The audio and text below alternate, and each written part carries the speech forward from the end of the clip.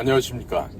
인도태평양 전략연구원에서 방송 중인 공작권TV 그레이트 게임의 최수용입니다. 지금 언론에서 문재인을 막을 문재인 실정 백서가 필요하다 하면서 윤석열 대통령의 개혁 드라이브에 대해서 문재인 청산을 왜 하지 못하고 있는가? 대선에서 국민들이 윤석열 정부를 뽑아준 그런 국민의 민의를 잊어버린 것은 아닌가? 그리고 두리뭉실 우리 충청도식으로 냅둬유 하는 거 있죠. 이런 식의 그 총론적인 비판만 하고 실질적으로 하고 있는 어떤 구체적인 사안이 미비한 점, 그리고 문재인 정권의 지나간 5년을 낱낱이 파헤치고 객관적으로 평가를 해야 되고 이 모든 것을 역사의 기록으로 남겨야 할 텐데 별난리 이루어지고 있는 것이 없다라는 게 지금 언론의 지금 비판이기도 합니다. 맞는 말이라고 생각이 들면서도 한편 제가 드는 생각은요, 유권자들이 지금 윤석열을 지지하고 대선에서 지지해줬던 것은 지나간 문재인의 5년의 적폐를 청산하라고 윤석열을 대통령으로 뽑아줬는데, 자 그러면 왜 지나간 1년 동안 일을 이렇게밖에 못하고 있는가? 왜 이렇게 답답하고 한심한가? 이런 얘기들이 지금 국민들의 입으로부터 이구동성으로 지금 나오고 있습니다. 거기다가 지금 대선 때 국민들로 받았던 48.56%에도 못 미치는 대통령의 지지율이죠. 겨우 40%를 넘었다가 또 밑으로 떨어졌다가 또 다시 넘었다 이렇게 반복하고 있는데, 자 그러면 현재 지지율을 40%라고 하더라도 자 대선 때 지지했던 것보다 한 8점 몇 프로 이상이 지금 모자라고 있습니다. 8.56%가 모자라죠. 그러면 적어도 몇백만 명이 그 표심으로부터 빠져나갔다는 이런 얘기가 되는데, 자 이런 것의 가장 근본적인 이유가요, 대통령의 개혁 의지입니다. 그리고 좌파 정권을 청산하는 것이 너무나도 미흡하다. 그리고 경제 상황이 날이 갈수록 악화되고 있다. 이런 점들이 대통령의 지지율을 갉아먹는 그런 것이 되겠죠.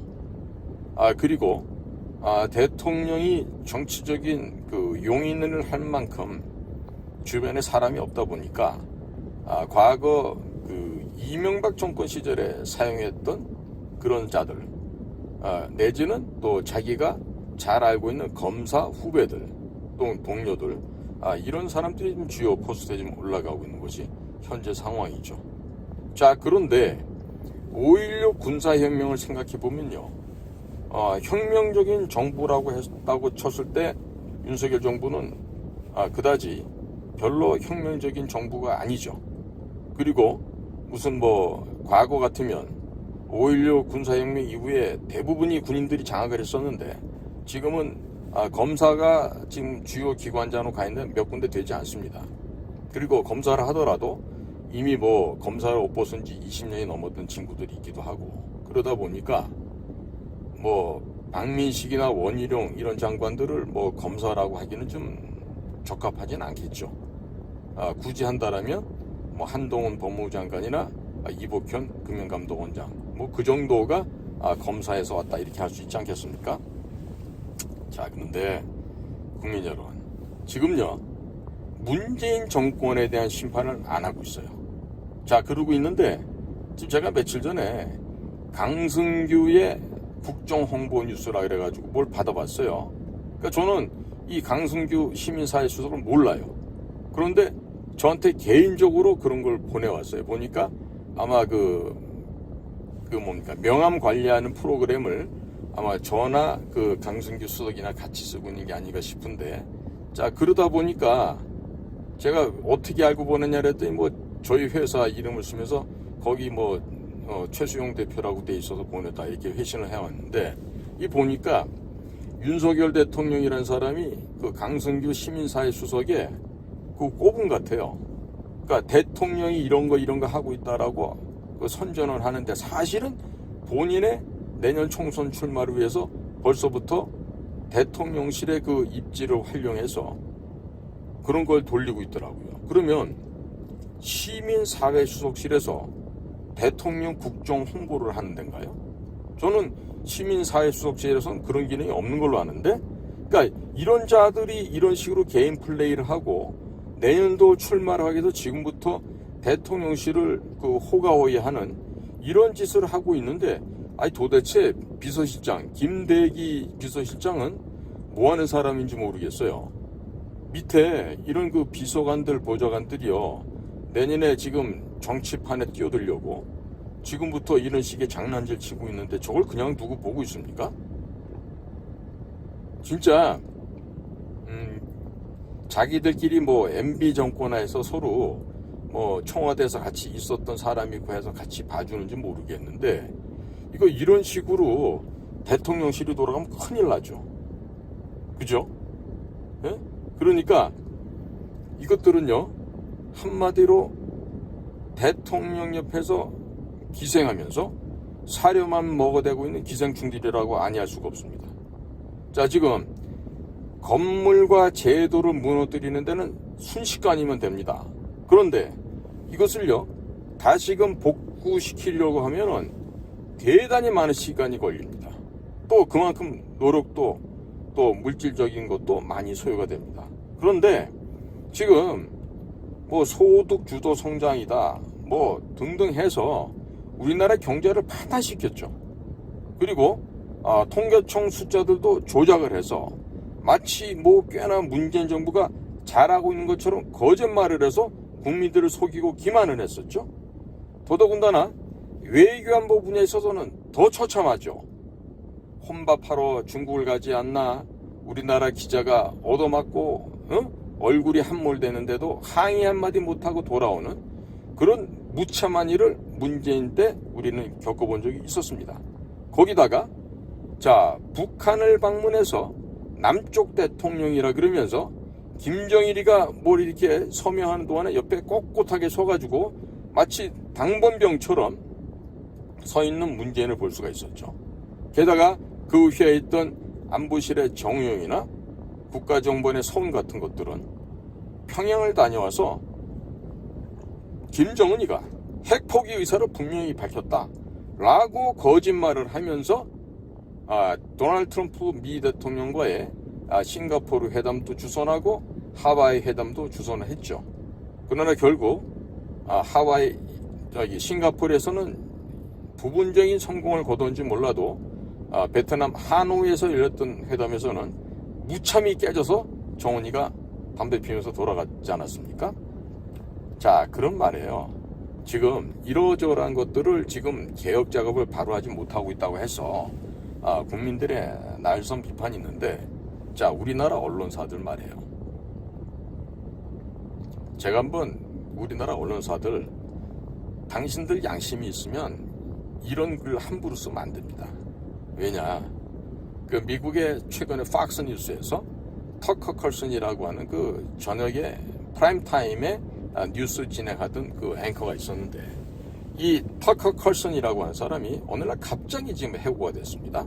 그런데 터커 컬슨이 해고된 걸 보면요, 지난 2020년 미국에서 있었던 대통령 선거에 있어서 도미니언이라고 하는 그 특유의 프로그램을 가지고 선거에서 여러 가지 그 위조가 많이 있었습니다. 더더군다나 우편 투표를 통해서 죽은 사람들도 투표를 하는 이런 일들이 횡행했는데, 이것을 다 그 터커 컬슨이라고 하는 그 뉴스 앵커가 밝혀냈죠. 그리고 마지막으로 그 선거 결과에 대해서 최종 심의를 상원 의장인 부통령인, 즉 그 마이크 펜스가 되돌릴 수 있는 그 상황에서 마이크 펜스가 그걸 안 했습니다. 그러면서 2020년 1월 6일 날 그 판정에 대해서 적지 않은 트럼프 지지자들이 워싱턴 시내를 행진했고 의사당까지 진입을 했었습니다. 그런데 뭐 트럼프가 선동질을 해서 뭐 문을 부수고 들어갔다는데 그게 전부 다 거짓말인 게 기록 비디오를 통해서 다 입증이 됐고, 그런 사실들을 이 터커 컬슨이 방송을 했어요. 그리고 파이자나 또 모더나 이런 데서 만든 그 백신의 그 효과 없음, 그리고 그 코비드 19이 중국으로부터 비롯된 여러 가지 구체적인 과학적인 입증 자료를 보도를 했었습니다. 즉 뭐냐면 사실에 근거한 내용을 보도를 했죠. 최종적으로 해고되기 바로 직전에 아이들을 납치해다가 아이들을 성적으로 유린하고 있는 소아 성애에 대해서 아마 보도를 하려고 그랬는데 그것까지 하지 못하고 팍스뉴스에서 해골됐어요. 그러면 대한민국의 기자들 여러분들 가운데 이 터커 컬슨처럼 진실을 보도한 사람 있습니까? 4.15 선거에 대해서 그렇게 많은 부정사례 증거물들이 나와도 조중동, KBS, MBC, SBS 어디서든지 그런 내용을 보도한 적이 있었습니까? 자, 이제서 와서 국정원에서 보안을 갖다가 경고한 데 대해서 선관위가 뭐 거부를 했다 이런 얘기가 슬슬 나오더니 이제 가리는 게 호들갑을 떨고 있는데요. 대한민국 언론사에 있는 기자 여러분들, 그리고 사주 여러분들은요, 국민을 상대로 이렇게 밥을 먹고 살면서 이렇게 진실 보도를 하지 않고 그 왜곡되고 조작된 내용을 갖다가 마치 언론의 사명인 양 포장을 해서 지금까지 그러고 왔는데 지금이라도 안 늦었습니다. 지금이라도 안 늦었어요. 도대체 우리나라 선관위가 얼마나 썩어 있는지 한번 심층 취재 한번 해봤습니까? 우리 선거관리위원회 가보십시오. 음서 제도는 기본입니다. 내 새끼, 내 조카 데려다가 취직시킨 기본이고요. 그 다음에 지들끼리 짬짬이 해먹는 이런 것들 이미 벌써 수십 년째 관행으로 돼 있고, 또 선관위의 특징이 뭐냐면요, 행정고등고시를 합격한 그러한 그나마도 고시 출신의 좀 머리가 좀 있는 그런 친구들은 없어요. 모두가 다 이상한 대학 출신 아이들이 거기서 상임위원을 하고 그러고 있는 데가 바로 선거관리위원회입니다. 그러면서 매번 청와대랑 붙어서 청와대의 요구사항을 잘 들어주면 또 이후에 보장된 삶이 있기 때문에 선거관리위원회는 지금 썩을 대로 썩어 있거든요. 근데 이와 같은 자들에 대해서 우리 언론에서 보도한 적이 없어요. 이제 조금씩 나오는 것 같은데 지금으로부터라도 환골탈태, 개과천선하기 바랍니다. 우리 한국의 언론사 여러분들. 정말이지 당신네들처럼 달면 새끼고 쓰면 뱉어내는 감탄고토하는 언론은 언론이 아닌 것이죠. 최소한도 미국의 터커 칼슨은 못한다 하더라도 그에 준할 만큼의 사실보도, 진실보도로 해야지 기자요, 언론이다 라고 할 수 있는 거 아니겠어요? 그런데 대한민국 언론에 어디 그런 데가 있습니까? 없습니다. 그러니까 이제는 대우각성들 해서 제대로 된 진실보도, 객관적인 보도, 사실보도를 하십시오. 그러면 여러분들이 그렇게 해서 힘을 보도를 해주면 4.15 선거에 대한 것도 판이 급격하게 바뀔 수가 있습니다. 언론 여러분들이 밥 먹고 밥값을 이제는 좀 하기 바랍니다. 지금 제가 이 언론사에서 윤석열 정부의 개혁에 미흡함을 있다라고 지금 제가 얘기를 하고 있는데, 물론 있겠죠. 어떻게 모든 사람들의 욕구를 다 만족시킬 수 있겠습니까?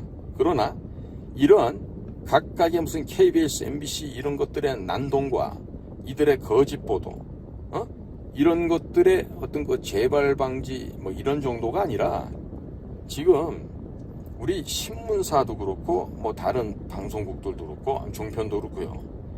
여러분들이 진실을 얘기해야 돼요. 진실을 얘기하지 않기 때문에 지금 이와 같이 이 사회가 엉망이 돼가고 있는 거예요. 그러면 조중동 뭐 대표적인 우리 뭐 보수 언론이라 하지만 저는 그렇게 생각 안 합니다만은 조중동 여러분들은 언론의 역할을 다 했습니까? 언론의 사명을 다 하고 있습니까? 예? 그리고 부정선거에 대해서는 침묵하고 시건방지게 사상도 근본도 없는 보수의 상대적인 좌익 세력들은 또 진보라고 포장까지 해주고 이런 아첨을 떨고 있죠. 그러니까 우리 대한민국 언론들에게 과연 윤석열 대통령을 비난할 만한 자격이 있는지 제가 되묻고 싶습니다. 이런 그 글쟁이 나부랭이 수준들을 왜 옛날부터 기자라 했을까요? 기자가 뭡니까? 기록할 기자에 놈자자 아니에요.